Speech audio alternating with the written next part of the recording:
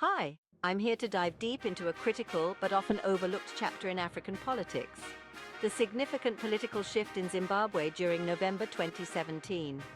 This was a moment that not only changed the course of the nation, but also served as a stark reminder about the fragility of democracy.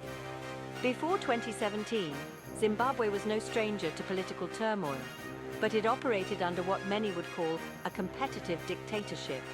There was a semblance of competition, but the scales were heavily tipped. Then came a pivotal moment.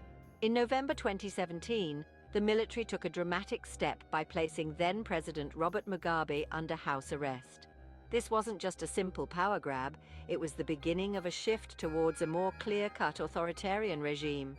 So, how did the regime manage to play its citizens?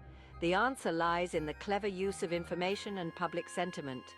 The military claimed it was targeting criminals around Mugabe, which initially received public support.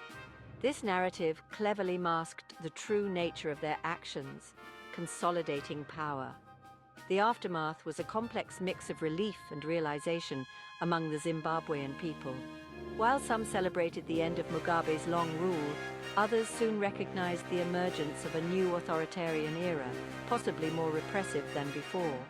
The new leadership under President Emerson Mnangagwa promised freedom and economic recovery, but the reality was far from it. This episode in Zimbabwe's history teaches us valuable lessons about the subtleties of political transitions and the importance of vigilance in safeguarding democracy. The citizens, once hopeful, found themselves in a new era of governance that perhaps was not the change they had envisioned. Understanding these dynamics is crucial because Zimbabwe's story is not just about one country.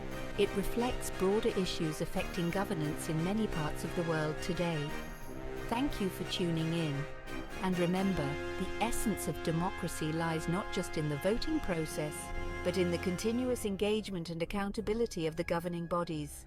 Stay informed, stay vigilant,